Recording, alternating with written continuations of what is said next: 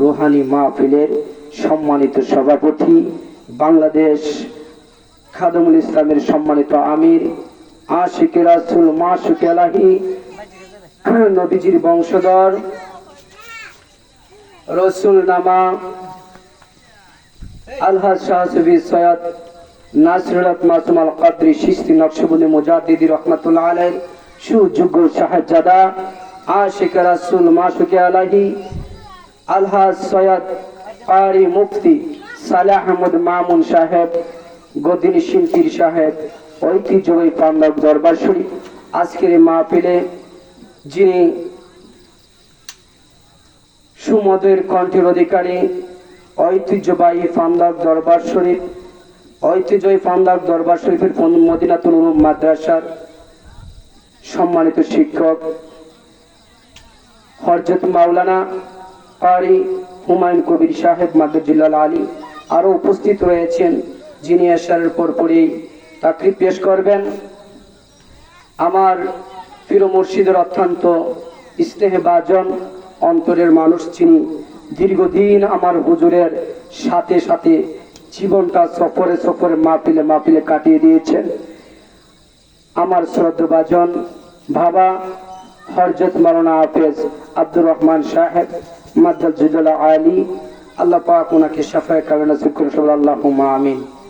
যারা হাজিরিন, মুরব্বি আজম, প্যান্ডেল উপবিষ্ট আমার বাবা ভাইয়েরা, যুবক ভাইয়েরা, পর্দা নিশা আমার মা ও বোনেরা, ছোট ছোট কচি কাঁচা সোনামণি স্কুল কলেজ ইউনিভার্সিটির ছাত্র ভাইয়েরা, শিক্ষিত সমাজ সকলের কাছে, জ্ঞানী গুণী সকলের কাছে আমি অদম গুনাহগার আব্দুল আজিজ সত্তারি ওয়াল মাসুমের সালামটুকু গ্রহণ করুন।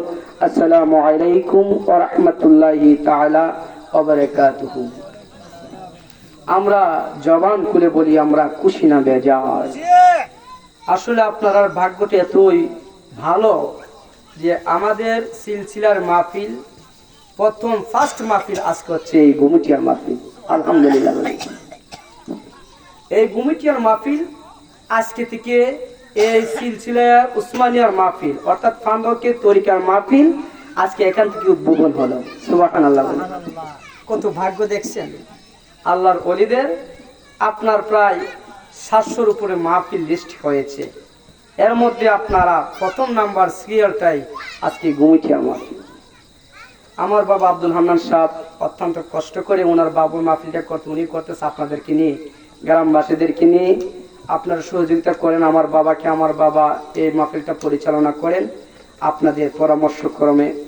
আলহামদুলিল্লাহ, আপনারা যারা 1 টাকা দিয়ে হলো, যারা একটা পরামর্শ দিয়ে হলো, আমার হিসাব বলতো যারা মাহফিলে এই একটা বোন দিয়ে হলে যারা সাহায্য করে, আল্লাহ পাক তারাকে যেন দুনিয়া ও আখিরাতের কামিয়াবি দান করে। আল্লাহুম্মা আমিন। আমিও আমার মসজিদের সেই সুন্নতরা পালন করে আল্লাহ পাক যেন আপনাদের মাহফিলে যারা সাহায্য সহযোগিতা করছে বা করবে, যারা এই মাহফিলে আসবে বা আসছে বা আসবে, সকলকে যেন আল্লাহ পাক মদিনাওয়ালার গোলাম ওলিদের খাদেম হিসেবে কবুল করে। সবাই বলে আল্লাহুম্মা আমিন।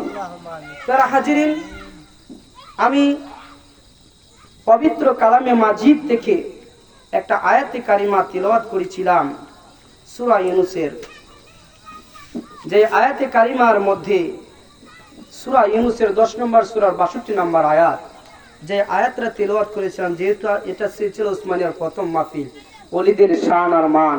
আমি ওলিদের শান আর মানের উপরে একখানা আয়াত আল্লাহ পাকের মহাগ্রন্থ আল কুরআন থেকে মুক্তা কথিত হীরা মুক্তার চেয়ে দামি সেই মহাগ্রন্থ আল কুরআন থেকে তেলাওয়াত করেছিলাম।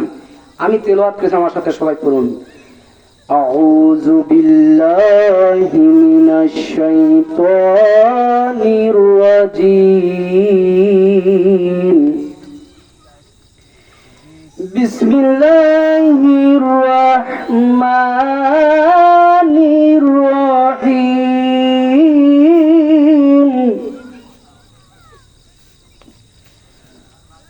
আলা ইন্না আউলিয়া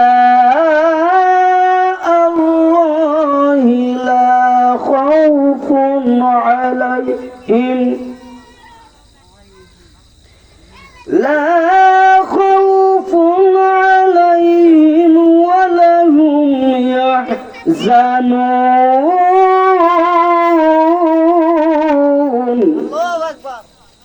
আমার আল্লাহ তাআলার কালাম কত মজা, যেই কালাম এত গুরুত্বপূর্ণ, যেই কালাম এত বরকতপূর্ণ, যেই কালাম যারা পড়তে পারে তাদের ভাগ্যের শেষ নাই। আল্লাহু আকবার বলে। যারা পড়তে পারে না তারা কালামের মাঝে ওই কালামের দিকে, কোরআনের দিকে তাকাই থাকলো সওয়াব হয়। সুবহানাল্লাহ। আপনি কোরআন পড়তে পারেন না, আমার রাসূল বলে তুমি শুনতে থাকো। সুবহানাল্লাহ বলে। আপনি কোরআন পড়তে পারেন না, আমার হাবিব বলে তুমি কোরআন শুনতে থাকো। যেই ব্যক্তি কোরআন তেলাওয়াত করে, তার কোরআন তেলাওয়াত শুনতে থাকো, ওই ব্যক্তি কোরআন তেলাওয়াত করে যে সওয়াব পাবে, তুমি শুনে শুনে তদ্রূপ সমান সওয়াব পাবে। আল্লাহু আকবার। আমার মাবুদ আল্লাহ তাআলা রাব্বুল আলামিন ওনার কালামে মাজিদের মধ্যে বলেন, আলা ইন্না আউলিয়া আল্লাহ। আল্লাহু আকবার। আল্লাহু আকবার। আলা শব্দটা কেন ব্যবহার করা হয়? আলিফ লাম আলিফ আলা। সুবহানাল্লাহ বলে। সুবহানাল্লাহ। এই আলা কেন ব্যবহার করা হয়? এই আলা শব্দের অর্থ হচ্ছে সাবধান, খবরদার, হুঁশিয়ার। সুবহানাল্লাহ বলে। আলা কেন ব্যবহার করা হয়?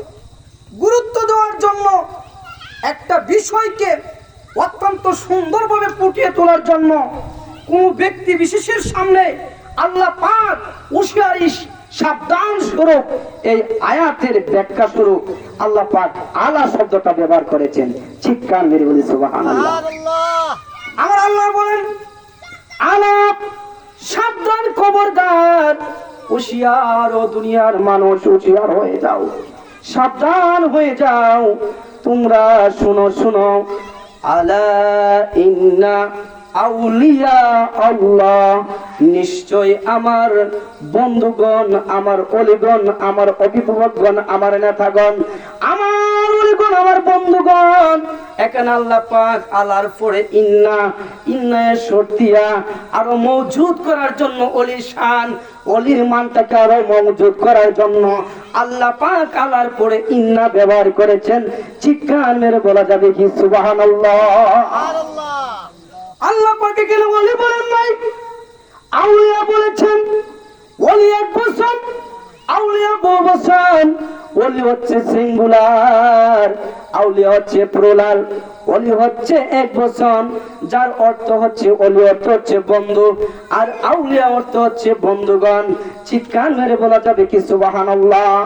আমার আল্লাহ বলে, দুনিয়ার মানুষ, আমি আমার হাবিবকে আজ থেকে ১,৫০০ বছর আগে, আজ থেকে ১,৫০০ বছর আগে আমি আমার বন্ধুকে দুনিয়া থেকে উঠাইয়া নবুয়তের দরজাটা খতম করে দিয়েছি। সুবহানাল্লাহ বলি।